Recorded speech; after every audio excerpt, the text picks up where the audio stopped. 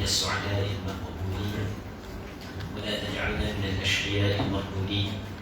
اللهم صل وسلم وبارك على سيدنا محمد وعلى آله وصحبه أجمعين والحمد لله رب العالمين. اللهم فقهنا في الدين وعلمنا التأويل. Terima kasih kepada pengurusi majlis, pihak penganjur, seterusnya muslimin muslimat yang dirahmati oleh Allah Subhanahu wa taala. Alhamdulillah, sama-sama kita memanjat dan bersyukur kepada Allah Subhanahu wa taala kerana pada pagi yang mulia ini kita dapat bersama-sama berada dalam satu majlis, iaitu daurah fiqh darah wanita. Dan kita mengharapkan Allah Subhanahu wa taala memberi kekuatan kepada kita untuk kita menghabiskan daurah kita, dan kita berdoa kepada Allah Subhanahu wa taala agar Allah Subhanahu wa taala memberi kepada kita kefahaman dan ilmu yang bermanfaat. Muslimin muslimat yang dirahmati oleh Allah Subhanahu wa taala, kitab yang kita ataupun buku yang kita guna ni sebenarnya dia adalah terjemahan daripada kitab At-Taqdirat As-Sadidah yang dikalam oleh Al-Habib Hasan bin Ahmad bin Muhammad Al-Kaf, hafizahullah subhanahu wa ta'ala, seorang ulama yang bermukim di Madinah, di Arab Saudi, yang mana dia buat satu kitab, nama kitab At-Taqdirat As-Sadidah, yang mana kitab ni membincangkan tentang fiqh mazhab Imam Syafi'i. Jadi secara kebetulan sebelum daripada ni tak tahu berapa kali dah hamba dijemput untuk menjadi ahli panel dalam membentangkan fiqh darah wanita. Jadi kita apabila kita dijemput, maka kita adalah perlulah kita kena buat nota. Jadi yang perlu cari buku mana yang paling sesuai untuk dijadikan nota dalam pengajian daurah. Lepas tu tengok rasanya antara yang comel lah, rekah atau padat perbincangan dia adalah kitab At-Taqdirat As-Sadidah. Jadi lalu aku terjemah daripada kitab ini. Lepas tu sahabat apa Ustaz Abdul Hakim Uthman Allah Subhanahu wa taala terus cetak.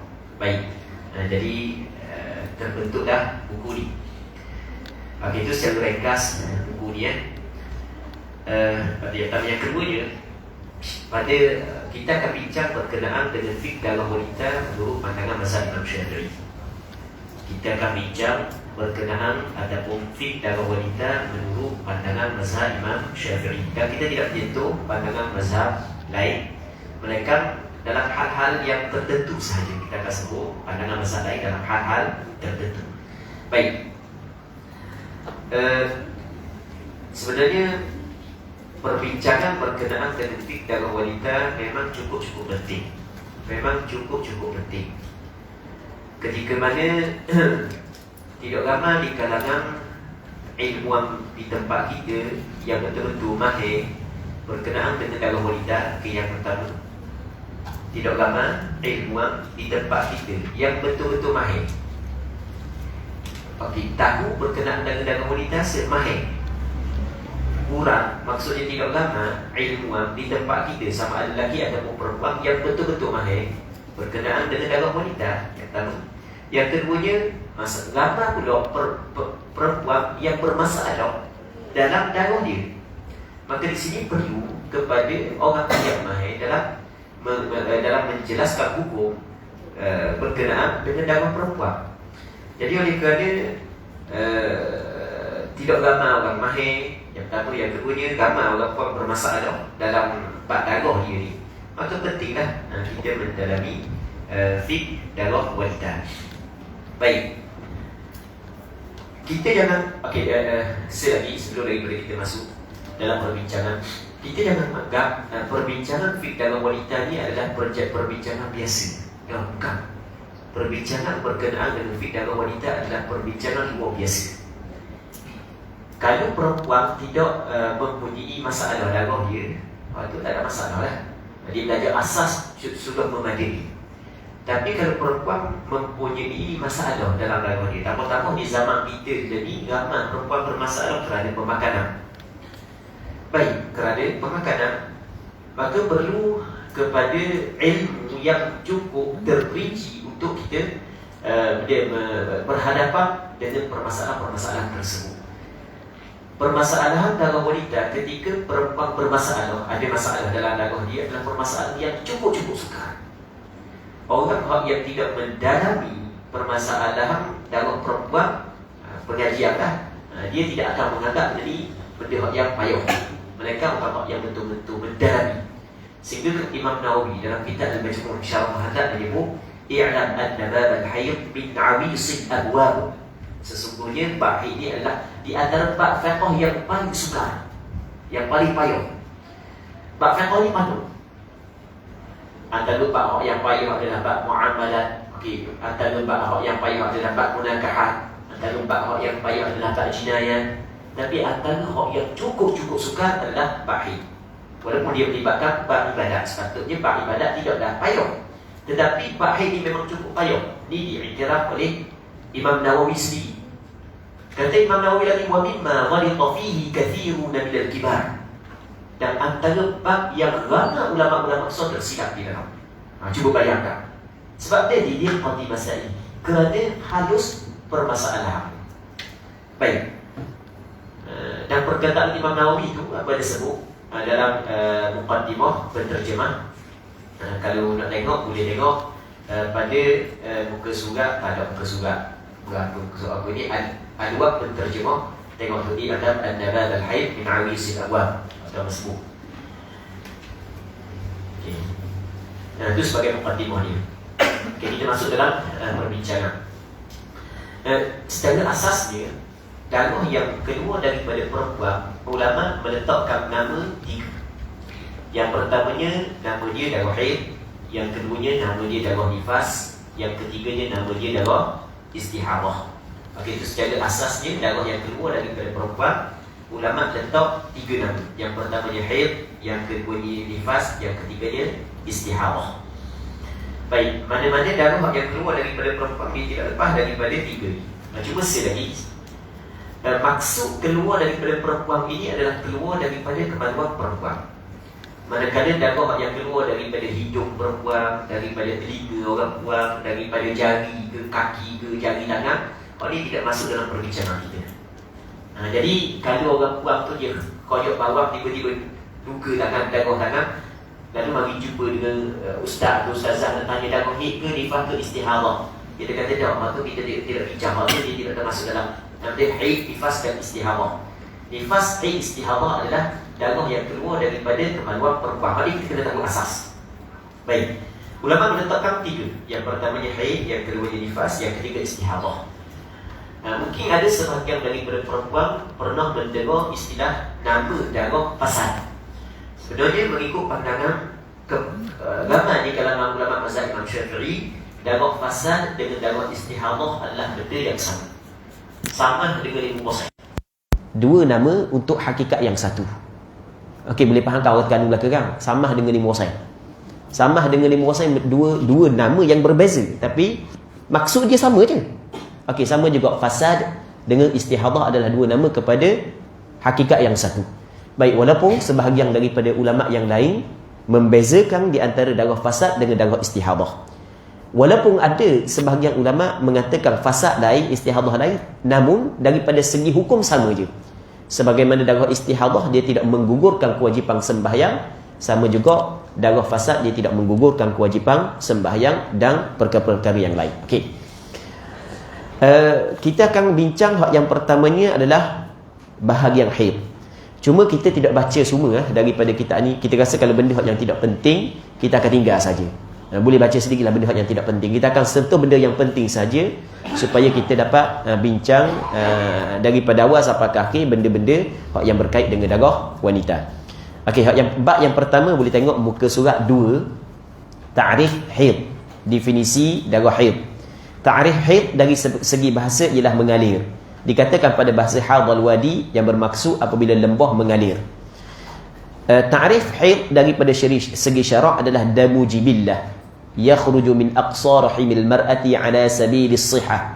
Darah kebiasaan yang keluar daripada bahagian paling hujung di dalam rahim seorang perempuan secara sihat. Baik. Okey. Kalau kita belajar kitab turaf, kitab lama, Maka kita akan dapati ulama dia akan membincang makna kepada kalimah saat itu daripada dua sudut. Yang pertamanya daripada sudut penggunaan bahasa, yang keduanya daripada sudut istilah ulama. Jadi sebelum daripada dibincang makna tersebut daripada daripada sudut pandangan istilah ulama, dibincang dulu makna tersebut daripada sudut bahasa. Okey. Jadi kita perkataan haid bahasa Arab. Haid mengikut penggunaan bahasa makna dia benda. Makna haid adalah mengalir. Orang Arab kata haidun, makna dia adalah sayalan. Al-haidu bermakna sayalan. Baik, sebagai contoh, orang Arab cakap. Orang Arab cakap lagu mana? Orang Arab kata hadal wadi. Hadal wadi, hadal fi'il madhi. Al-wadi ni maksudnya lembah. Lembah ni adalah kawasan yang di antara dua bukit tu kan. Kita ada bukit, lepas tu yang celah tu dipanggil lembah. Biasa kalau hujang, air akan mengalir di dalam lembah. Maka ketika lembah telah air mengalir dalam lembah setelah daripada hujang, maka orang Arab kata ni hadal wadi. Maksudnya lembah itu mengalir airnya. Jangan kita letak pula terjemahan hadal wadi, wadi lembah tu mengeluarkan darah haid. Itu tak betul. Sebab hadha dengan makna mengalir mengikut penggunaan lughah. Begitu juga orang Arab kata kan hadatis syajarah. Syajarah ni sebatang pokok. Sebatang pokok telah mengeluarkan getah. Jadi kita ada pokok, tiba-tiba pokok saat ni tu mengeluarkan getah. Maka orang Arab kata hadatis syajarah. Maksudnya mengalir getah bagi pokok tersebut. Okey, ni daripada segi penggunaan bahasa. Okey, kita hak ni tidak penting sebenarnya. Hak yang penting adalah mengikut istilah ulama. Okey, haid mengikut istilah ulama dia. Kata dia damu jibillah. Haid ni adalah darah. Haid dia darah. Jibillah, maksud dia jibillah darah kebiasaan. Darah ni bukanlah terjadi kerana sebab-sebab tertentu. Bukan terjadi darah ni ataupun keluar darah ni kerana perempuan bersalin. Bukan keluar darah ni sebab kerana ada penyakit-penyakit tertentu. Bukan. Darah kebiasaan. Okey, yang pertama haid ni adalah darah. Yang kedua darah jibillah, kebiasaan. Lepas tu dikata yakhruju min aqsa rahimil mar'ah, yang mana darah ni keluar daripada pangkal rahim perempuan. Jadi dia keluar daripada pangkal rahim perempuan. Okey, perempuan dia ada rahim. Rahim ni adalah tempat yang tempat janin tu. Yang perempuan kalau mengandung anak duduk dalam rahim tu, kita maksud rahim. Yang mana darah haid dia keluar daripada pangkal rahim perempuan. Ala sabilis sihah. Ala sabilis sihah ni ketika sihat, tidak ada sakit dan tidak ada penyakit tertentu. Cuma perkataan ala sabilis sihah, kalau orang belajar kitab, dia kalau tidak orang mari pun tak ada masalah dah. Perkataan ala sabilis sihah hanya untuk menjelaskan sahaja. Kerana perkataan ala sabilis sihah sudah mencukupi apabila dikata jibillah. Apabila dikata darah kebiasaan, maka darah saat itu keluar bukanlah ketika sakit. Okey. Itu ta'rif definisi darah haid. Yang pertama sekali dikata darah kebiasaan. Kenapakah ulama meletakkan darah haid ni adalah darah kebiasaan bagi seorang perempuan? Darah kebiasaan. Kerana melihat kepada rata-rata orang puang biasanya keluar haid. Okey, boleh faham kan? Rata-rata orang puang biasanya keluar haid. Yang pertama. Yang keduanya, Nabi SAW bersabda dalam sebuah hadis yang diriwayat daripada Aisyah radhiyallahu taala anha, kata Rasulullah, "Hada syai'un katabahu Allah ala banati Adam." Ini maksudnya darah haid ni adalah merupakan sesuatu yang Allah Taala telah tetapkan kepada anak perempuan Nabi Adam. Baik. Lalu ulama meletakkan dalam definisi haid adalah darah kebiasaan. Lepas tu dia cerita pula lah yakhruju min aqsa rahimil mar'ah. Okey, tu tak perlu baca. Lepas tu bab yang kedua, nama-nama haid. Haid ni banyak nama dalam bahasa Arab. Hak ni tak perlu kita bincang panjang lebar ni. Hak ni tidak penting. Kita nak letak nama benda pun tak ada masalah. Mungkin dalam bahasa kita ada nama tersendiri. Sebagai contoh datang bulan. Sebagai contoh lampu merah. Hak tu tak ada dalam bahasa Arab tu. Datang bulan lampu merah tu adalah nama yang dicipta oleh orang kita. Cuma kalau dalam bahasa Arab ada nama-nama yang diguna oleh orang Arab untuk darah haid ini. Dan nama darah haid ni ada 15 nama orang Arab panggil haid, mahid, mahab. Okey, ada hak yang kita hak yang ditulis oleh pengarang. Bab yang ketiga, tempoh masa haid. Kita tengok muka surat 5 pula. Nama-nama haid kita perlu bincang. Tempoh masa haid. Sekurang-kurang tempoh haid ialah sehari semalam, iaitu 24 jam. Sebanyak-banyak tempoh haid ialah 15 hari 15 malam. Kebiasaan tempoh haid adalah 6 atau 7 hari serta malam. Baik. Jadi haid ni dia ada tempoh masa dia. Lepas ni kita akan bincang pula umur haid. Okey, haid dia ada umur dia dan ada tempoh masa. Dan mungkin orang yang belajar dah sebelum daripada ni, sama ada pernah belajar dengan Ana ataupun pernah belajar dengan ustaz-ustaz ataupun ustazah yang lain, rasanya kita bincang secara panjang lebar kat gini, dia rasa tak pelik lah sebab dia belajar dah. Dan mungkin ada orang yang kali pertama belajar hari ni, mungkin orang yang kali pertama belajar hari ni, dia dengar, dia akan rasa pelik. Maklumat yang dia jumpa sebelum daripada ni menyalahi daripada apa yang kita sampaikan pada hari ni. Mungkin ada sebahagian daripada duduk sini. Duduk tepi ni dah, duduk tepi ni. Okey, duduk situ. Baik. Jadi mungkin ada sebahagian daripada orang yang kali pertama mendalami bab haid, sebelum daripada ni hanya belajar sikit-sikit gitu je, ataupun belajar melalui kelas fardu ain, ataupun belajar melalui di sekolah-sekolah je. Mungkin ada beberapa maklumat yang akan hamba sampaikan pada hari ini adalah berbeza dengan apa yang dia tahu. Sudahlah, aku tahu sebelum ni lain. Warna ustaz ni khabar lain. Hak mana betul, hak mana se ke ustaz ni salah awak mana betul, hak mana se betul Baik. Okey, mungkin nanti kita akan tengok. Jadi haid ni dia ada tempoh dia. Yang pertamanya sekurang-kurang haid, yang keduanya adalah kebiasaan haid, yang ketiganya sebanyak-banyak haid. Dalam tiga ni kebiasaan haid dia tidak bersangkut paut dengan hukum. Kebiasaan haid ni hanya melihat kepada kebanyakan perempuan datang haid begini. Okey, tu kebiasaan haid. Ramai-ramai rata-rata orang perempuan biasa datang haid sekian-sekian waktu dia. Okey, dia tiga ni, yang pertama sekurang-kurang haid, yang kedua kebiasaan haid, yang ketiganya sebanyak-banyak haid.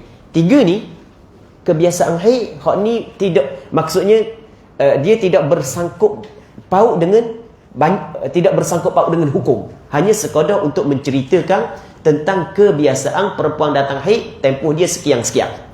Hak yang penting kita kena tahu sekurang-kurang haid dan sebanyak-banyak haid. Hak ni sebab terlalu banyak bersangkut paut dengan hukum. Baik. Sekurang-kurang haid adalah sehari semalam. Sekurang-kurang haid adalah sehari semalam. Yang dimaksud sehari semalam di sini adalah 24 jam. Okey, itu yang dimaksud dengan sehari semalam. Baik. Yang dimaksud dengan sehari semalam adalah 24 jam. Itu sekurang-kurang haid. Andai kata perempuan keluar darah tidak cukup sehari semalam, maka darah tersebut bukan haid. Berarti boleh perkataan andai kata perempuan tu keluar darah tak cukup sehari semalam. Jangan kata andai kata perempuan tu dah keluar darah haid tak cukup sehari semalam. Itu salah ucapan gitu. Orang puan faham tak mana salah sekurang-kurang haid sehari semalam. Kita katakan andai kata perempuan tu keluar darah tidak cukup sehari semalam. Dia lain daripada andai kata perempuan tu keluar darah haid tak cukup sehari semalam. Nampak tak di mana kesilapan mana antara dua perkataan tersebut, dua ibarat tu? Dia kalau tak cukup sehari semalam bukan haid. Dah kenapa kata kalau darah haid perempuan tak cukup sehari semalam? Itu dipanggil benda bertentangan. Sekarang ni kalau tak cukup sehari semalam darah tersebut bukan haid. Tiba-tiba awak kata kalau darah haid keluar tak cukup sehari semalam. Okey, nampak tak? Berlaku pertentangan. Macam mana awak hukum darah tu sebagai darah haid sedangkan tak cukup sehari semalam? Dia tak boleh kata gitu. Kena kata mana? Andai kata darah perempuan keluar tidak cukup sehari semalam. Okey, nampak kan? Maka darah tersebut bukanlah darah haid. Kerana sekurang-kurang darah haid adalah sehari semalam. Okey, jelas? Sekurang-kurang darah haid sehari semalam, iaitu 24 jam. Andai kata perempuan keluar darah tidak cukup sehari semalam, maka darah tersebut bukanlah darah haid. Okey, nampak dah kan? Yang dimaksud dengan sehari semalam ni adalah 24 jam. Yang dimaksud dengan sehari semalam adalah 24 jam. Sebagai contoh, katakanlah hari ni hari Sabtu. Kita guna bahasa Terengganu Sabtu gitu je Terengganu tak ada sebut Sabtu apa semua sekali, tak ada lah, pakai bahasa Terengganu je. Okey. Orang besuk faham kan? Faham dah orang besuk. Sabtu. Baik. Jadi kita kata hari ni hari Sabtu. Orang puang dia mula keluar darah pada pukul 8 pagi tadi. Ini sebagai contoh. Mula keluar darah pukul 8 pagi. Tiba-tiba esok kan pukul 6 pagi esok darah tak ada dah. Jelas. Pukul 6 pagi esok darah tak ada dah. Jadi darah tersebut bukanlah darah haid. Kerana dia darah itu tidak mencukupi sekurang-kurang haid. Okey, jelas. Okey. Perbahasan tinggi sikit. Kita kata 24 jam. Dia tahu tak penggunaan jam ni baru lagi? Betul tak penggunaan jam baru lagi? Baru lagi penggunaan jam. Dulu di zaman Rasulullah ada tak jam? Di zaman sahabat ada tak jam? Di zaman tabi'in, di zaman generasi awal dulu tidak ada jam. Sedangkan buku ini dikarang oleh generasi awal, bermula daripada Imam Syafi'i lagi. Lepas tu ulama-ulama yang datang selepas daripada Imam Syafi'i. Tiba-tiba kita kata 24 jam. Macam mana kita boleh sebut 24 jam sedangkan dulu tak ada jam? Okey, jawapannya adalah orang dulu walaupun dia tidak ada jam, tapi dia mengetahui waktu. Kita jangan anggap orang dulu tak ada jam, dia tidak tahu waktu. Tidak. Mereka mengetahui waktu dengan perjalanan matahari, dengan perjalanan pergerakan matahari. Ni waktu pagi. Sebab itulah dalam bahasa Arab dia ada nama waktu. Lepas dari masa matahari terbit, nama dia benda. Masa lepas matahari naik sikit, nama dia benda. Tinggi lagi, nama dia benda. Tinggi lagi, nama dia. Ada nama belaka. Baik. Okey, jelas itu Sekurang-kurang haid adalah sehari semalam. Sekurang-kurang haid sehari semalam. Kalau darah keluar tidak cukup sehari semalam, maka darah tu bukan darah haid. Okey, selesai di sini. Cuma daripada sudut apa yang perlu dilakukan oleh perempuan. Hal ni kita kena bincang. Perempuan ketika darah tu keluar, walaupun belum lagi mencapai sehari semalam, mesti dia kena mengambil hukum perempuan haid. Boleh faham? Tadi kita kata darah mula keluar pukul 8 pagi. Darah mula keluar pukul 8 pagi. Okey, 8, 9, 10, 11, 12, 1. Pukul 2 masuk 1:30 ataupun 1 lebih masuk waktu zuhur.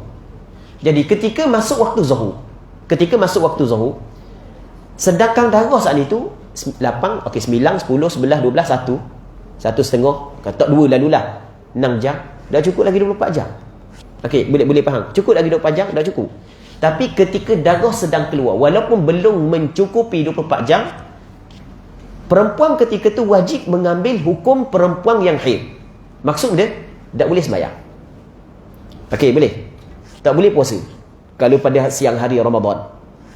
Dan tidak boleh suami dia bersama dengan dia. Tidak boleh dia berhenti dalam masjid. Setiap perkara yang diharamkan kepada perempuan yang haid, diharamkan kepada dia. Kerana pada zahir darah tersebut adalah darah haid. Jelas? Tiba-tiba darah tu berhenti sebelum cukup 24 jam. Maka di situ barulah perempuan itu mengetahui darah tersebut bukan darah haid. Ketika berhenti baru dia tahu. Jelas tak? Kunang lah, tak ada dah darah haid. Dah cukup 24 jam dah cukup sehari semalam. Bermakna darah tu bukan darah haid. Jadi apabila darah tu bukan darah haid, maka sembahyang yang ditinggalkan, zuhur, asar, maghrib, isyak, wajib dia kena qada balik. Jelas kan? Wajib dia kena qada balik. Dah berdosa tak dia tinggal sembahyang? Tak dosa. Sebab dia buat berpandukan kepada zahir yang dia tengok. Bukan menjadi kewajipan kepada dia kena tinggal sembahyang. Cuma apabila ternyata darah tersebut bukan darah haid, wajib dia kena qada balik sembahyang tu. Jelas? Baik. Dah kena mandi ke tak? sebelum daripada nak qada sembahyang ataupun nak sembahyang subuh ni, sebab berhenti pukul 6, kita nak tahu kena mandi ke tak, kita kena bincang dulu. Ada tak perkara yang mewajibkan mandi pada dia? Okey, benda perkara yang mewajibkan mandi, berhenti haid, berhenti nifas, bersetubuh dan seumpamanya. Okey, tak ada perkara yang mewajibkan mandi, maka tidak wajib dia mandi. Kerana darah yang berhenti saat itu bukan darah haid. Tak wajib dia mandi, hanya cukup basuh, lepas tu ambil wuduk, sembahyang. Okey, jelas di sini ya. Dah habis lagi banyak lagi bab sekurang-kurang haid dah habis lagi, banyak lagi sekurang-kurang haid sehari semalam. Sehari semalam ni dilihat kepada tempoh darah. Berarti balik dilihat kepada tempoh darah. Maksudnya, kalau darah saat itu keluar secara berterusan, mula keluar pukul 8, setiap waktu kalau orang puan tu cek, darah ada. Okey, sehingga cukup pukul 8 pagi esok, maka dipanggil cukup sehari semalam. Tapi di sana ada jenis perempuan ni keluar darah putus-putus. Ada orang puan keluar darah putus-putus. Keluar sekejap, berhenti. Keluar sekejap, berhenti. Keluar sekejap, berhenti. Perempuan yang keluar darah putus-putus, dia kena kira tempoh darah dalam lingkungan 15 hari. Andai kata cukup 24 jam, maka kesemua darah tersebut adalah haid. Kalau tak cukup 24 jam, bukan haid. Sekali lagi. Banyak kali tak apa sebut. Banyak kali tak apa sebut. Baik. Sebut banyak kali tak apa. Sebab orang puang ni, ia kena sebut banyak kali orang puang. Kalau sekali-sekali payah nak faham. Okey, kita kena sebut banyak kali. Banyak orang lelaki hari ni. Tak ada orang puang.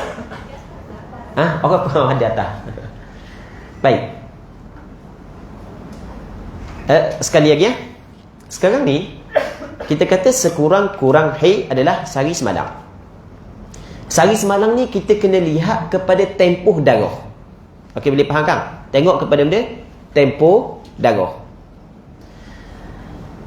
Apabila kita kata melihat kepada tempoh darah, jadi kalau darah ada seumur, maka cara pengiraan sehari semalam jelas.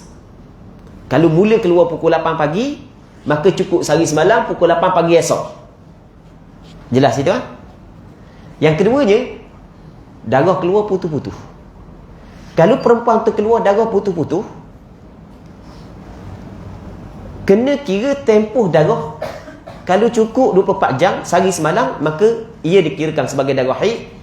Kalau tak cukup sehari semalam, bukan dikirakan sebagai darah haid.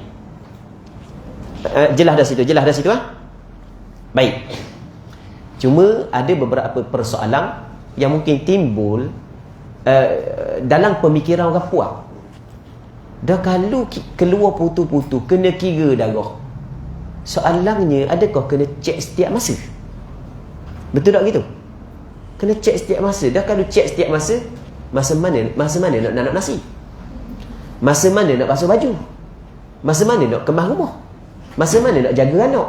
Kalau cek setiap masa. Okey, boleh faham soalan saat ni. Dan semua soalan tu ada jawapan dia. Nanti kita akan jawab belaka. Sebab kita cover masalah ni, masalah yang cukup penting yang perlu diketahui oleh orang puan. Baik. Orang puang ni, apabila darah keluar, apabila darah keluar, lepas tu tiba-tiba darah berhenti. Dia pun kira daripada tempoh keluar dengan tempoh berhenti. Dia kira tempoh keluar daripada sehingga tempoh berhenti berapa jam. Katakanlah 5 jam sebagai contoh. Lepas tu dah sebentar berhenti, mari pula darah. Dia kira pula berhenti, selesai. Mari pula, dia kira pula. Kalau capur semua sekali cukup 24 jam, maka darah tu adalah darah haid. Timbul lagi persoalan.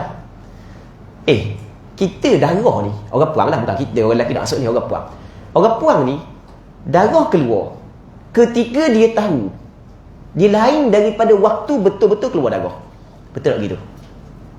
Dia lain dia kita tahu, kita ni maksud orang puang kita maksudnya orang puang. Orang puang ketika dia tahu darah keluar, adakah masa dia tahu darah keluar ketika tu darah betul-betul keluar, ataupun ada kemungkinan darah keluar sebelum daripada tu tanpa dia sedar, ataupun ada kemungkinan darah keluar masa dia tahu? Boleh faham tak soalan dulu? Boleh faham kan? Jadi sebab kita ni orang puang ni, kadang-kadang benda yang berlaku di atas diri dia tak sedar, melainkan selang beberapa tempoh. Tahu tak? Duk galik sangat, duk balas WhatsApp. Siapa ke tak sedar darah keluar? Orang lain tergodah benda bocor molek tau. Okey, tak sedar. Maksudnya darah keluar satu, kita tahu darah keluar satu. Dan kemungkinan darah keluar serta kita tahu betul, kemungkinan kita tahu darah keluar adalah setelah daripada darah keluar. Boleh faham tak soalan ni? Kan kita kata kena kira tempoh darah. Baik. Dia kalau misalnya nak tahu betul-betul sungguh bila darah keluar, bila darah berhenti, tak kamera. tak CCTV. Baru memang hak bertepat. Tapi adakah dituntut kita buat sedemikian? Tidak. Bahkan itu adalah hulu di dalam beragama, melampau. Hak tu dilarang oleh agama. Jelas. Ini persoalan-persoalan hak yang untuk ustaz-ustaz, untuk ustazah, orang hak yang nak mengajar akan datang. Ini di antara persoalan hak yang perlu dia kena cari jawapan. Nah, tidak akan timbul kemusykilan. Apa orang belajar, orang hak nak mikir, tak apalah. Orang mikir, sungguh lah. Tak gitu. Okey, sekarang ni kita ada kaedah sebenarnya. Perempuan, dia rasa, benda pulak panas-panas keluar darah kali tau. Kita tengok memang keluar darah. Masa dia rasa dalam pukul 8 pagi. Maka kita katakan permulaan keluar darah awak pukul 8 pagi. Okey, jelas. Berdasarkan kepada apa yang awak tahu. Tapi ada tak kemungkinan darah saat itu keluar sebelum daripada tu? Ada kemungkinan. Okey, boleh faham? Dan ada juga kemungkinan darah keluar masa dia tahu. Masa dia sedar, masa dia perasan. Masa dia perasan, kemungkinan masa tu darah keluar, dan kemungkinan darah keluar sebelum daripada dia perasan. Okey, boleh faham? Ketika dia perasan, yakin darah keluar. Berarti boleh. Kita nak pergi kepada kaedah ni. Sebab benda kita sebut begitu hukum dia. Dia ada kaedah dia. Ketika darah perempuan tu tahu darah tu keluar, tu dipanggil dia yakin darah keluar ketika tu kan. Ada tak kemungkinan darah keluar sebelum daripada tu? Ada kemungkinan. Okey, soalannya, dia yakin tak darah keluar sebelum daripada tu? Yakin ke tak darah keluar sebelum daripada tu? Tidak yakin. Ada kemungkinan sebelum daripada tu keluar, kemungkinan belum lagi keluar melainkan ketika dia tahu. Okey. Jadi ketika kita tidak yakin darah keluar ke tak sebelum daripada tu, maka anggapkan darah tidak keluar lagi sebelum daripada tu. Okey, jelas. Kita di sana ada satu kaedah yang disebut oleh ulama. Al-aslu fi kulli hadithin taqdiruhu bi aqrabi zaman. Asal untuk setiap benda yang baru berlaku, kita kena takdirkan, kita kena anggapkan masa yang paling dekat. Asal setiap benda yang baru berlaku, benda yang baru berlaku, kita kena anggapkan dia masa yang paling dekat. Pukul 8 pagi, perempuan tu rasa keluar darah, dia cek ada darah. Okey, satu. Ada tak kemungkinan darah saat itu keluar sebelum daripada pukul 8 pagi tanpa dia sedar? Ada kemungkinan.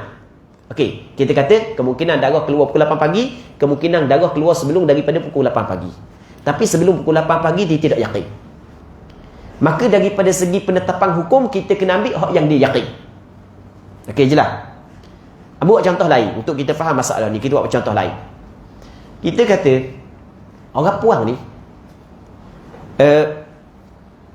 ni sebagai contoh lah. Kita kata lepas daripada dia semayang, dalam rumah dia ada tong. Ada tong yang dia letak air, tapi tong tu tak cukup 2 kolah. Okey, tak cukup 2 kolah. Dalam tong tu air, ada air tapi tak cukup 2 kolah. Okey, jelas. Lepas tu dia ambil wudu daripada air dalam tong tersebut setiap waktu untuk dia semayang. Dia semayang, tidak tambah pun air dalam tong tu. Tong tak cukup 2 kolah. Tak cukup 200 liter lebih kurang. Lepas daripada dia semayang zuhur, secara kebetulan dia masuk bilik mandi, dia pun buka tong tersebut, dia tengok ada tikus mapuh duk patah besar ni, tikus mapuh duk sedar setarang. Tikus mapuh duk sedar setarang besar ni, duk bawah tu. Jadi bermakna air tersebut adalah air mutanajis. Okey, boleh faham? Air tersebut adalah air mutanajis. Jadi sekarang ni ketika dia tengok tikus mapuh saat itu, dia yakin ketika dia tengok saat itu adalah air tersebut adalah air mutanajis. Soalannya, sembahyang yang dia sembahyang sebelum daripada ni tu, dengan air wudu yang dia ambil daripada air tersebut, adakah kena ulang balik ataupun tidak? Maka hukumnya adalah kalau tidak yakin benda tu ada sebelum daripada ni, maka sembahyang itu dikirakan sah. Okey, jelas. Kalau tidak yakin. Sebab benda hak yang baru berlaku, sebab kita tak tipu sekali dengar dalam tu. Jadi benda tu baru berlaku. Maka kita kena ambil masa hak yang paling dekat. Okey, jelas? Muslimin muslimat yang dirahmati oleh Allah Subhanahu wa taala. Selagi sebelum daripada kita pergi kepada sebanyak-banyak haid. Selagi orang puang yang keluar darah putus-putus. Katakanlah dia keluar darah 5 jam. Lepas tu darah berhenti. Maka pada zahir kita hukum darah tersebut bukan darah haid. Maka perempuan itu apabila masuk waktu sembahyang, wajib dia kena basuh kemaluan dia. Lepas tu wajib dia kena sembahyang tanpa perlu mandi. Okey, dah selesai. Lepas daripada tu, selang beberapa ketika darah keluar balik. Ketika darah keluar balik, maka ketika tu mesti dia kena mengambil hukum perempuan haid. Tak boleh sembahyang, tak boleh puasa. Jelas tak di sini?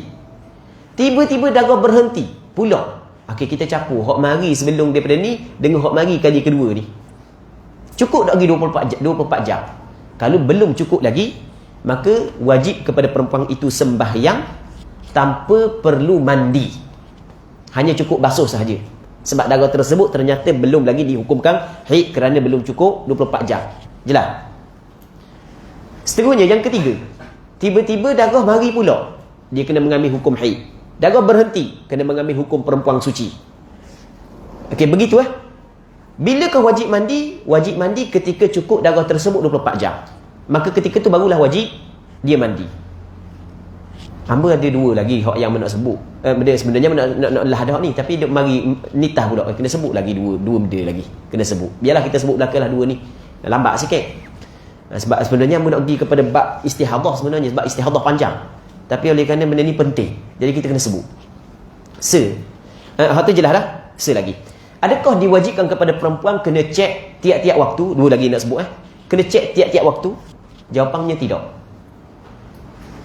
Agama kita tidak membebankan seseorang melakukan perkara yang cukup-cukup menyusahkan. Kalau hak jenis perempuan saat ni tu keluar setiap waktu darah keluar putu-putu, kalau suruh dia cek setiap waktu, naknya ke dia? Nak pergi shopping di Meding pun tak boleh. Masuk shopping kejap 5 minit, senyap dah. Mana? Duduk tandah. Sebab dia cek darah. Tak, bukan begitu. Agama kita tidak membebankan kita sampai kita buat begitu. Dah, bilakah wajib dia kena cek? Okey, ketika dia rasa macam tak ada darah, cek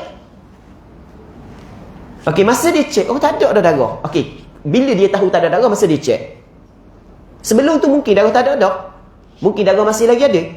Maka hak yang sebelum tu tak kira. Okey, boleh faham? Kaedah sama, al-aslu fi kulli hadithin taqdiruhu bi aqrabi zaman. Okey, jelas Selagi hak yang perlu kita kena sebut. Inilah Lepas tu ada lagi benda lain, cuma kita tak mahu panjang sangat. Cuma benda penting-penting saja kita sebut. Orang puang hak yang keluar darah 5 jam. Lepas tu darah berhenti. Kita kabarkan dia tadi, awak kena semayang apabila masuk waktu semayang. Boleh tak orang puang saat ni tu nak mengambil langkah ihtiyat, lalu dia tidak semayang sebab takut darah keluar balik? Sebab ada sebahagian hak yang sebut lagu tu, dia kata dah darah berhenti kan, jadi untuk mengambil langkah ihtiyat, orang puan nak sembahyang lagi sebab takut darah tubik semula. Tunggu dululah. Baik, jawapannya adalah tidak dibolehkan. Sebab dia sebab dia tidak dibolehkan, sebab penggunaan kaedah ihtiyat tidak betul, tidak kena pada tempat. Boleh faham? Maksud dia tidak kena pada tempat. Kata boleh, orang puan keluar darah 5 jam, lepas tu darah berhenti. Orang puan kata masuk waktu zuhur, tak payah bayang lagi Sebab dia, sebab nak ambil langkah ihtiyat, langkah berhati-hati, berjaga-jaga, takut darah tubik semula. Jelas? Takut darah tubik semula. Kita kata tak betul. Kaedah ihtiyat diguna pada tempat tersebut adalah tidak betul. Memang kita kalau kira orang hak yang benda kita orang hak yang bijak dah ni, tapi kita tidak mendalami fiqh secara mendalam, kita kata betul dah ha? Kita kena ambil langkah ihtiyat ha? Takut darah tu baik semula. Betul tak gitu? Sebenarnya meletakkan kaedah ihtiyat di sini adalah tidak betul. Sebab dia tidak betul. Kerana ketika darah berhenti, ada kemungkinan darah datang balik. Betul? Ada kemungkinan yang kedua darah berhenti terus. Faham tak lagi? Faham tak lagi? Ketika darah berhenti, ada kemungkinan darah datang semula, ada kemungkinan darah berhenti terus. Nampak tak? Ada dua kemungkinan. Sekarang ni, ketika ada dua kemungkinan, kita kena melihat kemungkinan mana yang paling kuat. Kemungkinan yang paling kuat diambil kira untuk meletakkan kaedah ihtiyat. Bukan kita meletakkan kaedah ihtiyat untuk kemungkinan yang lemah. Okey, jelas. Okey. Kemungkinan mana yang paling kuat? Ketika tak ada darah, kemungkinan mana yang paling kuat? Kemungkinan berhenti terus. Sebab darah benda yang baru. Asal tidak ada darah. Betul tak gitu? Ke perempuan ni start daripada lahir, darah mari semua, jarang-jarang berhenti darah. Ataupun banyak tak ada darah berbanding dengan ada darah. Perhati soalan. Asal tidak ada darah. Datang darah adalah benda yang baru berlaku kepada perempuan. Jelas masalah. Ketika perempuan darah berhenti, maka dikembali kepada asal. Datang balik darah adalah benda yang baru. Jelas tak masalah kan? Jadi ketika darah berhenti, maka kemungkinan yang kuat adalah berhenti terus. Datang darah tu benda yang baru. Okey, nampak ada dua kemungkinan tak? Maka mengambil langkah ihtiyat adalah wajib kepada perempuan kena sembahyang. Bukan wajib perempuan tidak sembahyang. Kerana sembahyang adalah rukun Islam. Yang menggugurkan kewajipan sembahyang adalah darah. Ketika tak ada darah, mengambil langkah ihtiyatnya adalah kena sembahyang, bukan kena tunggu. Okey, jelas? Allah Rabbi. Ada lagi banyak lagi nak sebut, tapi cukup. Banyak lagi benda-benda yang melibatkan benda ni. Sebab kita kita tak mau sebut. Takut tak ada. Sebab ni baru sekurang-kurang haid dah bincang lagi bab lain. Yang keduanya berkenaan dengan sebanyak-banyak haid. Sebanyak-banyak haid adalah 15 hari 15 malam. Sebanyak-banyak haid 15 hari 15 malam, kita kena faham dia tidak sama dengan pengiraan sekurang-kurang haid sehari semalam. Sekurang-kurang haid sehari semalam kita kena melihat kepada tempoh darah. Manakala sebanyak-banyak haid 15 hari 15 malam, bukan hanya kita melihat kepada tempoh masa. Tidak dapat perbezaan keduanya. Kita melihat kepada benda tempoh masa. Sekurang-kurang haid sehari semalam kena melihat kepada tempoh darah. Sebanyak-banyak haid 15 hari 15 malam kita melihat kepada tempoh masa.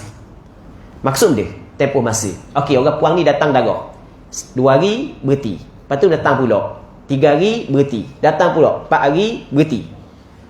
Sampai cukup 15 hari daripada permulaan darah berhenti. Tak lagi dah. Okey, kita buat gini contoh. Kita buat contoh Hari pertama datang darah, hari kedua dak, 3 datang, 4 dak, 5 datang, 6 dak, 7 datang, 8 dak, 9 datang. Sampai ke 10, 11, 12, 14 tak dak, 15 mari semula. Lepas tu 16 dak mari dah. Kita kata mana? Darah awak adalah sebanyak 15 hari.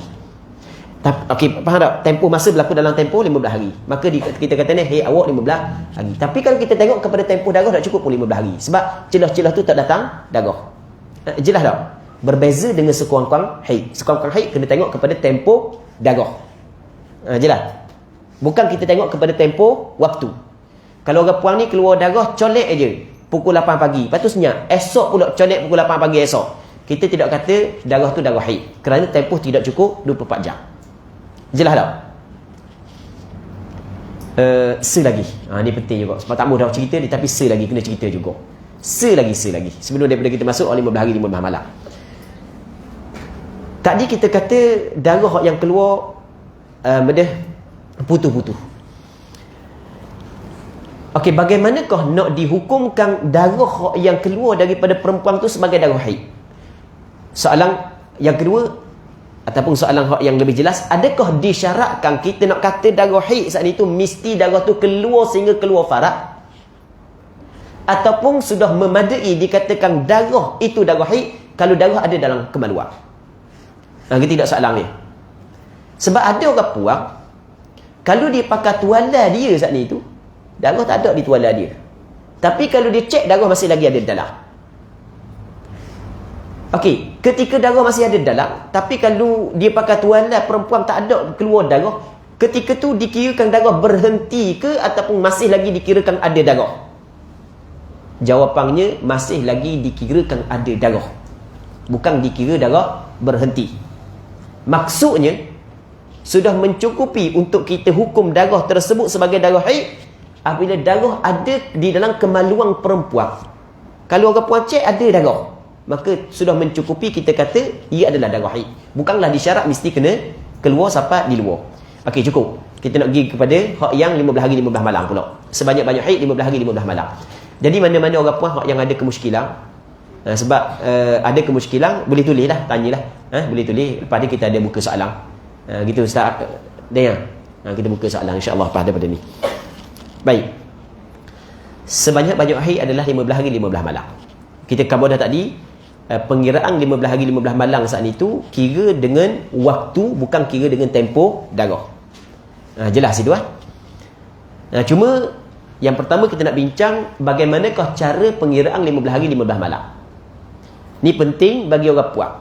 Sebab kadang-kadang orang puang ni tanya kita berkenaan dengan darah dia keluar lebih daripada 15 hari 15 malam. Dia kata darah saya ni lebih daripada 15 hari 15 malam dah ni, hari ke-16 dah darah keluar.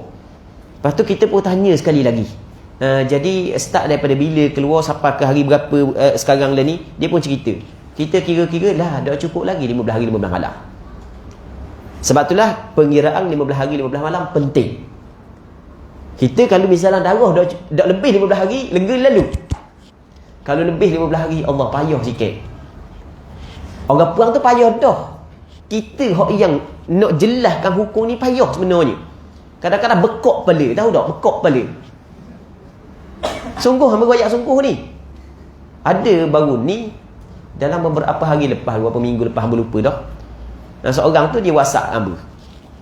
Hamba kata, oh masalahnya jawab dalam WhatsApp Kita tanya awak duduk mana? Sebab kita ada kuliah dengan terawa kan? Duduk mana? Lepas tu mari tempat hamba kuliah. Lepas daripada isyak, kita jumpa di masjid lah. Sekali dengan pengurusi ada sekali lah. Tak boleh. Kita seorang dia seorang mampu herah gitu. Baik, tak boleh gitu.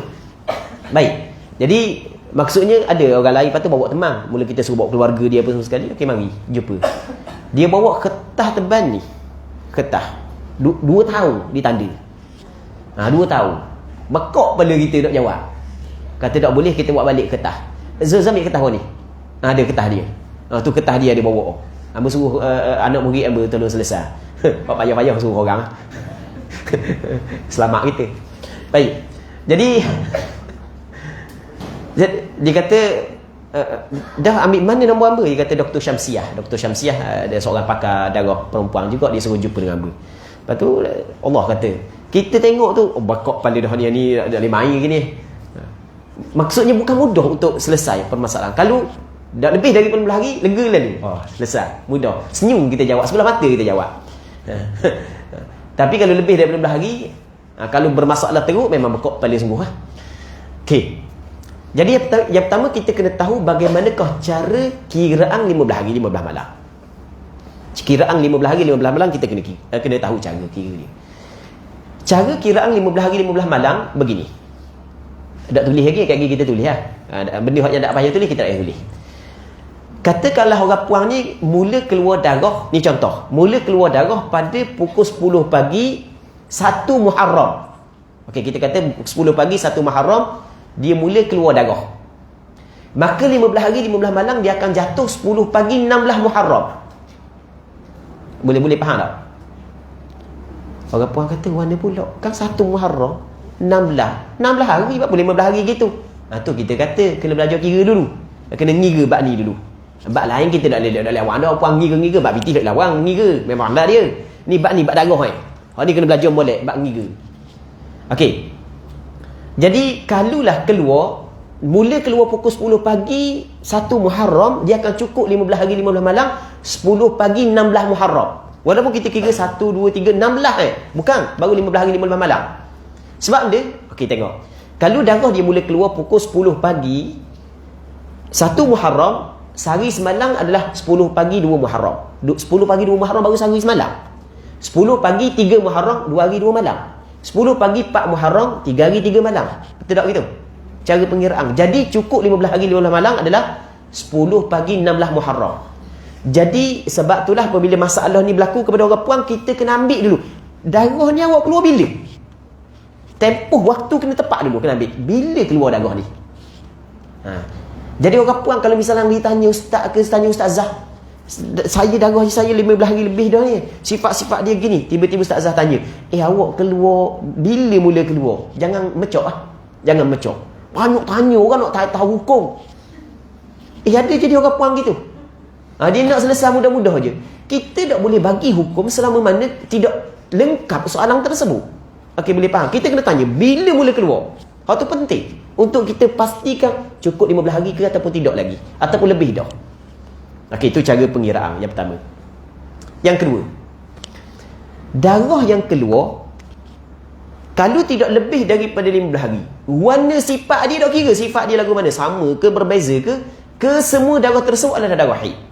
Ulang sekali lagi darah perempuan kalau dia keluar tidak lebih daripada 15 hari, lagu mana sifat dia, sama ke bercampur ke semua darah tersebut dikirakan sebagai darah haid. Sebagai contoh, orang puang ni 2 hari hitam, 2 hari merah, lepas tu kuning pula, tubik hitam, balik merah semula.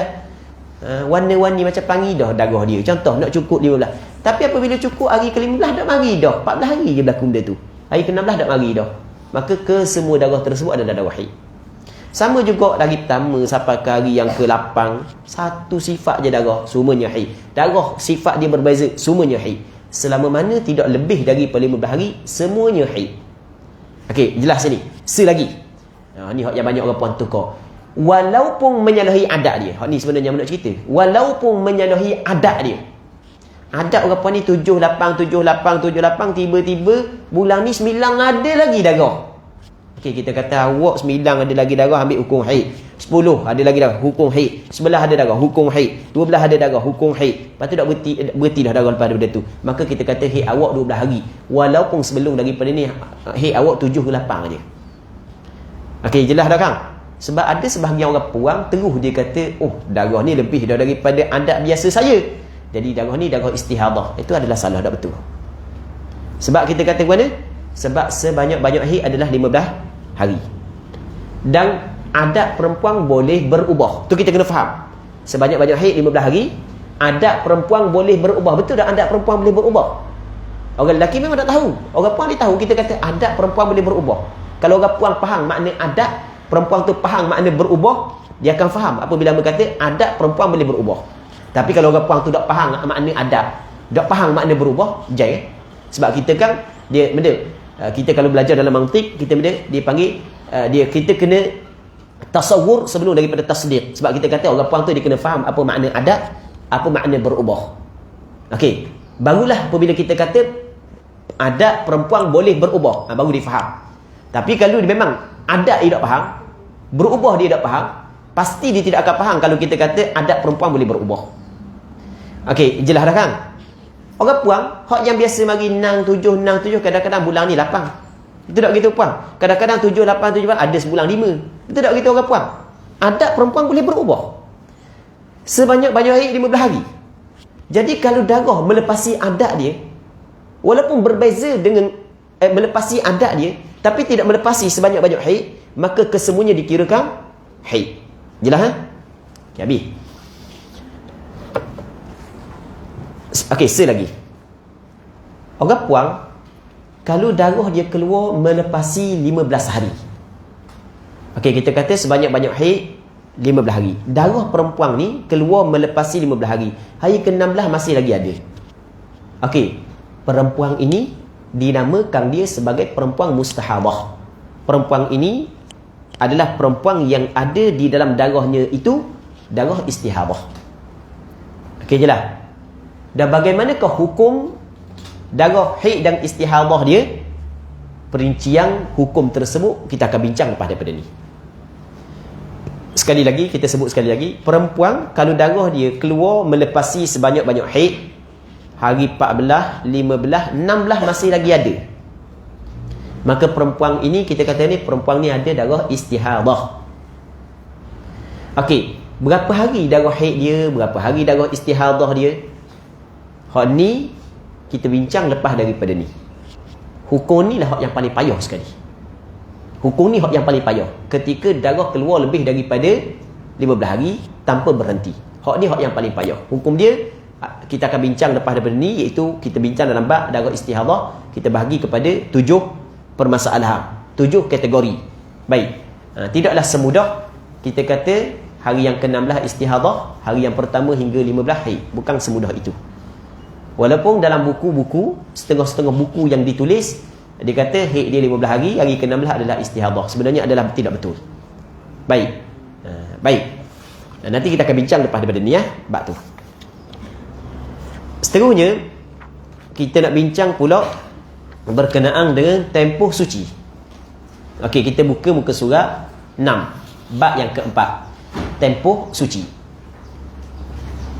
Sekurang-kurang tempoh suci ialah 15 hari 15 malam. Sebanyak tempoh suci ialah tiada had. Kebiasaan tempoh suci ialah 23 atau 24 hari dan malam. Okey, yang pertama kita nak bincang sekurang-kurang tempoh suci. Dia dalam tempoh suci ni hak yang paling penting, hak yang banyak berkait dengan hukum hakam adalah sekurang-kurang tempoh suci.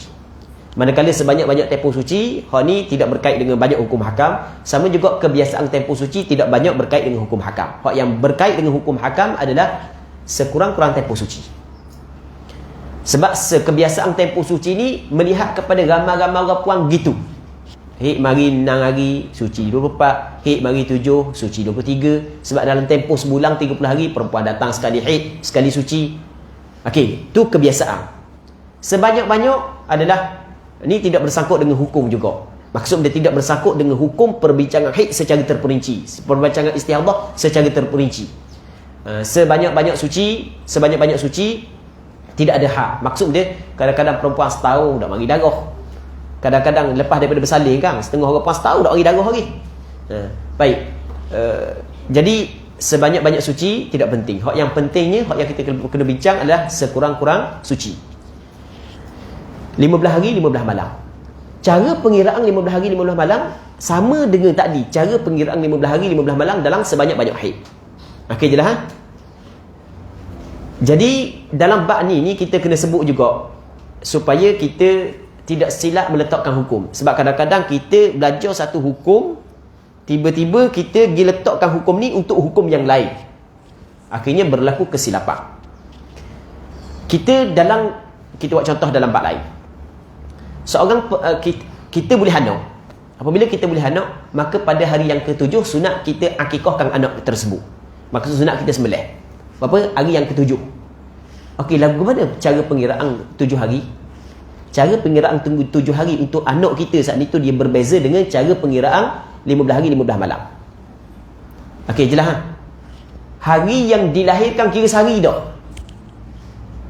Hari yang dilahirkan kira sehari dah. Orang puang ni dia beranak pukul 1 tengah hari. Pukul 1 tengah hari dia beranak. Hari Ahad, maka hari Ahad tu kira sehari dah. Hari Senin hari kedua, hari Selasa hari ketiga, Rabu, Khamis, Jumaat, Sabtu 7 hari. Satu sunat dia sembelih akikah untuk anak dia. Jadi pengiraan 15 hari 15 malam yang kita cerita tadi, dia berbeza dengan cara pengiraan akikah tadi. Okey, nampak dah kan? Ini benda penting lah kita kena sebut. Jadi jangan kita belajar bab haid cara pengiraan, semua benda yang mengaitkan, yang berkait dengan pengiraan dalam bab fiqh kita kira cara yang sama. Dia pengiraan cara dia berbeza. Okey. Sekurang-kurang tempoh suci ialah 15 hari 15 malam. Maksud sekurang-kurang tempoh suci di sini adalah sekurang-kurang tempoh suci di antara dua darah haid. Sekurang-kurang tempoh suci di antara dua darah haid. Orang puang datang darah haid, tiba-tiba suci, lepas tu datang pula darah haid yang kedua, maka mesti kena ada sekurang-kurang suci 15 hari 15 malam. Okey, jelas. Andai kata darah tu keluar sebelum daripada mencukupi 15 hari 15 malam suci, maka darah itu dikirakan sebagai darah istihadah. Nampak? Jelas tak kira? Contoh, orang puang datang darah 7 hari. 7 hari mari darah. Suci 10 hari. Okey, 7 hari, lepas tu suci 10 hari. Berapa dah? 17. Hari ke-18 tu mula darah. Kita kata ke mana? Darah hari yang ke-18 adalah darah istihadah. Nampak? Darah dia darah istihadah. Sebab dia darah istihadah, sebab darah tu keluar sebelum perempuan sebelum perempuan cukup sekurang-kurang suci. Sebelum cukup sekurang-kurang suci 15 hari, tiba-tiba datang dah darah, maka darah itu dikirakan sebagai darah istihadah. Okey, kita buat contoh yang kedua. Orang puang datang darah 10 hari. 14 hari suci. 10 hari datang darah, 14 hari suci. Berapa dah? 10, 14, 24. Nampak? Hari ke-25 mari mula darah. Kita kata ke mana? Darah pada hari yang ke-25 itu dikirakan sebagai darah istihadah. Kerana darah tersebut keluar fi baqiyati tuhur. Itu istilah dia. Di dalam tempoh yang berbaki daripada tempoh suci. Maka darah itu dikirakan sebagai darah istihadah. Jelas? Jelas Dan berapa hari istihadah?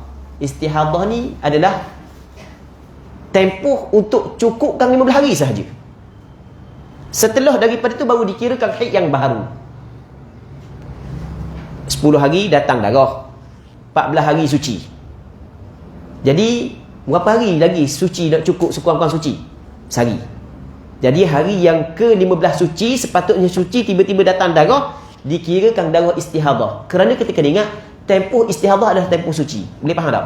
Tempoh istihadah adalah tempoh suci.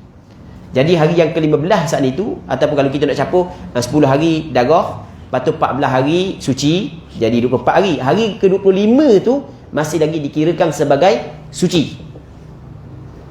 Okey, jelas tak? Kita kata istihadah pun apa, kita kata suci pun apa. Dah orang tanya, Kang istihadah lain, suci lain. Tak lain dah. Tempoh istihadah, tempoh suci. Sebab itulah perempuan istihadah saat itu dia kena semayang. Sebab dia suci. Kena puasa sebab dia suci. Boleh faham tak? Jadi hari yang ke-25 tu masih lagi dikirakan suci. Maka tempoh suci tu kalau ada darah dikirakan darah istihadah. Hari ke-26 kalau masih lagi ada darah barulah dikirakan haid yang baru. Itu maksud tempoh suci di antara dua darah haid sekurang-kurangnya adalah 15 hari. Jelas? Okey, habis. Seterusnya, kebiasaan dalam tempoh sebulan bagi perempuan tidak sunyi daripada haid dan suci, hak tu mudah je. Hak tu boleh baca sendiri. Kita tengok pada muka surat 6, sekurang-kurang umur yang boleh seorang perempuan didatangi haid ialah 9 tahun qamariyah, takbiriyah, taqribiyah. Taqribiyah maknanya lebih kurang. Okey, tadi kita cerita berkenaan dengan tempoh darah haid. Sekurang-kurang kebiasaan sebanyak-banyak. Okey, kita ada hak yang kedua kita nak bincang adalah tempoh umur haid. Maksudnya perempuan keluar darah daripada kemaluan dia kalau tak cukup, tak sampai umur ni, bukan darah haid. Dikirakan sebagai darah fasad ataupun darah istihadah. Kalau cukup sampai umur ni, barulah dikirakan sebagai darah haid. Okey, kita ada benda. Kita ada tempoh sekurang-kurang umur haid. Lepas tu kita ada tempoh sebanyak-banyak umur haid. Okey, kita ada tempoh sekurang-kurang umur haid. Lepas tu kita ada tempoh sebanyak-banyak umur haid. Sekurang-kurang umur haid adalah 9 tahun. Sebanyak-banyak tempoh umur haid, ulama berbeza pandangan. Menurut pandangan mu'tamad dalam mazhab Imam Syafi'i, tidak ada tempoh sebanyak-banyak umur haid. Orang puang tu umur dia 60, tubik darah lagi, dan darah saat ni tu cukup ciri-ciri dan sifat-sifat darah haid. Walaupun umur dia 60, dihukumkan darah tersebut sebagai darah haid. Kita mengikut mazhab Imam Syafi'i. Baru ni di India, orang puang umur 70 lebih, boleh baby lagi. Ada baca tak? Siapa baca baru ni di India? Ada orang baca tak? Dia baca ni? Tak ada seorang. Orang pun tak ada. Tak ada nak jadikan sebagai contoh. Tak ada seorang baca. Kamu seorang je ke baca? Ada. Umur lebih kurang dalam 70 lebih. Tak ada seorang orang baca ada. Ada baca, makcik ada baca. 70 lebih baca ya? 70 lebih. Boleh anak dok sekarang lagi. Baik. Allah Rabbi. Jadi gini, dalam mazhab Imam Syafi'i, penghujung umur haid tak ada. Selama mana darah tu keluar daripada perempuan, walaupun usia dia sampai kepada berapa sekalipun, dan darah tersebut cukup ciri-ciri darah haid, maka dikirakan sebagai darah haid. Walaupun begitu, ada sebahagian daripada ulama fiqh dia menetapkan tempoh penghujung umur perempuan haid. Okey, kita mazhab Imam Syafi'i kita cerita dah hukum dia. Hak yang kita nak bincang ni adalah sekurang-kurang tempoh umur haid. Sekurang-kurang tempoh umur haid adalah 9 tahun. 9 tahun qamariyah taqribiyah. Bermaksud 9 tahun qamariyah. 9 tahun qamariyah ni adalah 9 tahun nisbah kepada tahun Islam. Bukan nisbah kepada tahun Masihi. Kita sekarang ni kita guna tahun Masihi. Kita tidak guna tahun Islam. Kita guna, okey, kita berapa, tahun berapa kita lah ni? 2022 tu dipanggil tahun Masihi. Ada sebahagian negara diguna tahun Buddha. Ada sebahagian negara diguna tahun Masihi. Puak-puak Yahudi dia ada tahun dia. Puak-puak Farsi dia ada tahun dia. Ada masing-masing ada tahun sendiri. Kita tahun Islam kita guna mengikut tahun yang diguna oleh orang Arab. Dah apa beza ke? Beza lah. Beza kat mana pula? Tahun Islam bulan, okey, setahun 12 bulan. Tahun Masihi pun setahun 12 bulan. Islam pun 12 bulan. Cuma sebulan Islam dia berbeza dengan sebulan Masihi. Betul tak gitu? Bulan Islam 29-30. Tapi bulan Masihi 30-31 melainkan bulan Februari. Betul tak gitu? Jadi bermakna ada perbezaan dalam sebulan. Jadi kalau dalam sebulan ada perbezaan, jadi bermakna setahun pasti ada perbezaan. Okay, katakanlah dalam setahun perbezaan 11 hari. Maksudnya bulan Islam kurang 11 hari, bulan Masihi banyak 11 hari. Dah kalau setahun 11 hari, kalau 10 tahun dah ke 110 hari. Okey, nampak orang? 20 tahun 220 hari. 30 tahun 330 hari. 30 tahun Masihi mengikut tahun Islam 31 dah. 60 tahun Masihi mengikut tahun Islam 62 dah. Nampak tak? Lebih kurang lah, kita kira lebih kurang. Jadi dia boleh kira tahun Masihi tapi kena kira tahun Islam. Jadi orang ni dilahirkan pada berapa hari bulan mengikut tahun Islam. Sampai ke sekarang cukup dah 9 tahun. Maka darah yang keluar daripada dia adalah darah haid. Ini penting ni. Jadi kalau ada anak kita keluar darah, darjah 2 keluar dah darah. Kita darjah 2 berapa tahun? 8 tahun. Darjah 2 keluar dah darah. Allah, cepatnya balik budak lah ni. Budak lah ni ramai. Umur 9 tahun ada dah keluar darah. Umur 10 tahun ada dah. Keluar darah. Ada dah 9 tahun, 10 tahun. Budak lah ni. Baik. Jadi kalau misalnya 8 tahun keluar dah darah, nak tentukan darah tu haid ke tak, kena tengok mak dia, kena cek dia dilahirkan pada berapa bulan. Okey, lepas tu convert kepada bulan Islam. Cakap mudah lah. Lepas tu tengok sekarang ni berapa bulan Islam. Apa kita tengok? Oh, cukup dah 9 tahun. Oh, awak datang haid dah, adik. Oh, besok dewasa dah lah. Kalau tak cukup lagi 9 tahun, maka bukan haid. Okey, boleh faham. Okey, yang pertama 9 tahun dengan pengiraan tahun Islam. Yang dimaksud 9 tahun di sini adalah 9 tahun cukup masuk tahun yang ke-10. Maksud dia 9 tahun cukup masuk tahun yang ke-10. Kita kadang-kadang orang tanya umur kita, awak umur berapa dah? Kita kata umur saya 20 tahun dah. Tapi bulan tak sampai lagi, tahun baru 20. Okey, boleh faham? Jadi kalau bulan saya beranak bulan 10 contoh. Okay, kalau cukup bulan 10 baru cukup 20 sungguh. Okey, yang dimaksud dengan 9 tahun ni cukup bulan, bukan hanya cukup tahun saja. Itu maksud dia. Cukup 9 tahun masuk tahun yang ke-10. Okey, kita buat contoh gini. Ambil tulis sikit Katakanlah seorang perempuan ni dilahirkan, ni sebagai contoh, dilahirkan pada pukul 10 pagi. Pukul 10 pagi AM. Betul tak? 10 pagi AM ke PM? 10 pagi 1 Muharram 1410. Ni contohlah. Okey, 10 AM 1 Muharram 1410. Ni contoh dia dilahirkan pada waktu ni. Jadi bermakna 10 AM 1 Muharram 1411 umur dia setahun. Betul tak gitu? Betul. Jadi 1412 umur dia 2 tahun. 3 tahun. 4 tahun. Okey, siapalah 1419. 10 sama lah. Kita nak tulis lah. Okey, sama je. 1 Muharram 1419, maka cukup umur dia 9 tahun. Okey, jelas. Cukup umur dia 9 tahun. Kalau darah keluar ketika 1 Muharram 10 AM ni, ataupun lepas daripada tu ke, tak kira lah, pukul 11 ke, pukul 12 ke, pukul 1 ke, lepas daripada tu, pada 1419, maka darah tersebut dikirakan sebagai darah haid. Jelas dah situ, jelas. Baik, selagi dia cerita taqribiyah.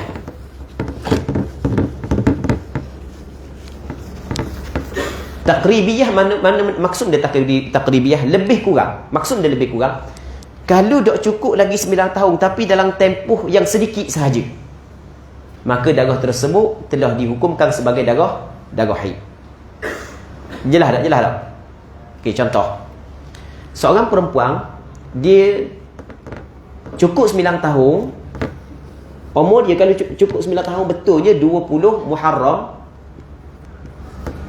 Tak apalah, tahu berapa tak kira lah. 20 Muharram cukup umur dia 9 tahun.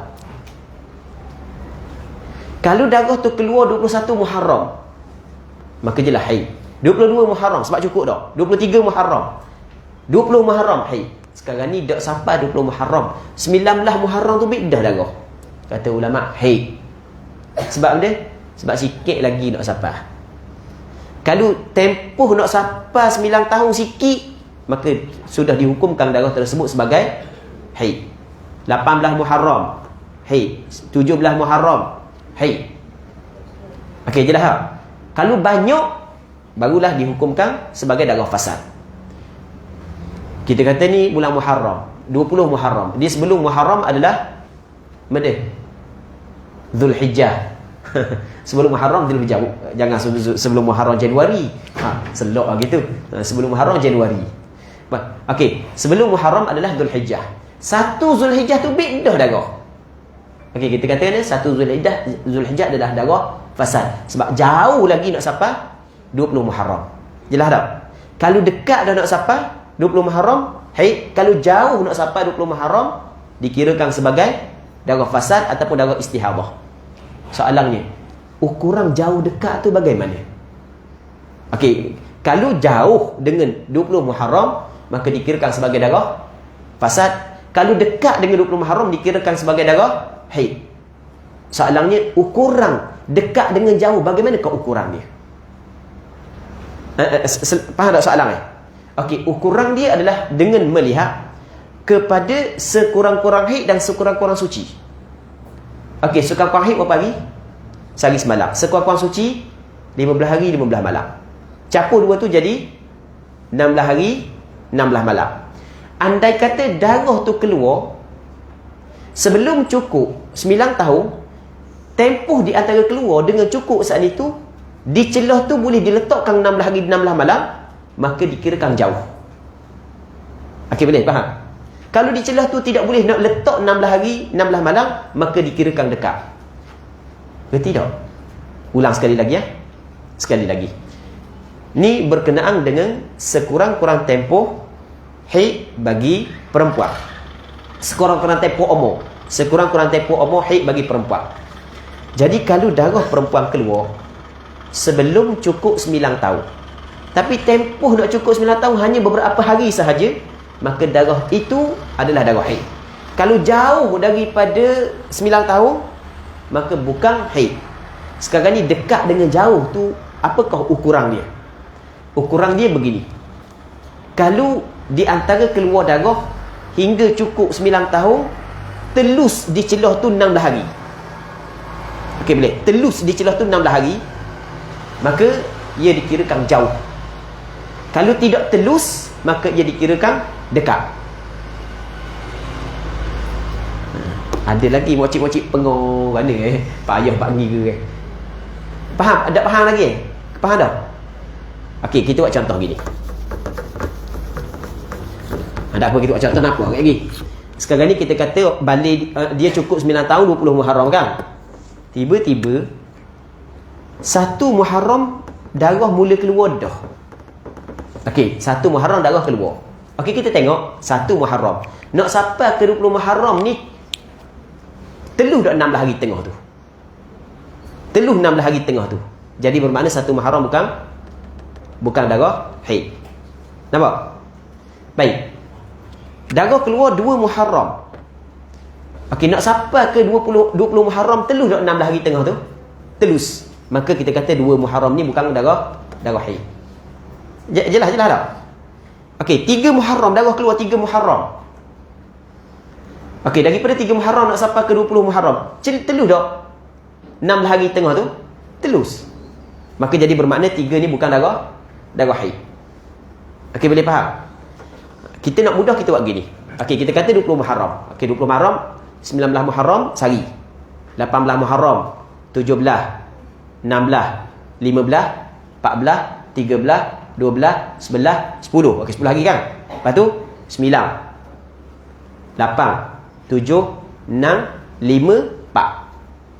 Okey, boleh faham? 4 16 hari kan? Okey, 4. Jadi kalau darah keluar 4 hari, 4 Muharram. Jadi 4 Muharram kepada 20 Muharram masih lagi 16 hari. Maka bukan haid. Okey, jelas. 5 Muharram. Okey, 5 Muharram dah teluh dah 16 hari. Maka 5 Muharram dikirakan sebagai haid. Boleh faham? Boleh faham tak? Jadi kalau darah keluar sebelum daripada 5 Muharram, maka semuanya dikirakan sebagai istihadah. Kalau keluar dalam 5 Muharram ke atas, maka dikirakan haid. Jelas dah situ? Jelas dah? Kalau dia keluar 1, 2, 3, 4, 5, 6, 7, 8, maka hak yang 4 ke atas bukan haid, 5 ke bawah dikirakan haid. Jelas? Jelas tak? Bak ngira je ni. Okey, dia kata mana? Perkataan Qamariyah membawa maksud bulan-bulan di sisi orang Arab. Maksud Taqribiyah ialah apabila seorang perempuan melihat darahnya sebelum sampai 9 tahun Qamariyah dengan tempoh waktu yang tidak telus haid dan suci, maka darah yang kelihatan itu dinamakan sebagai darah haid.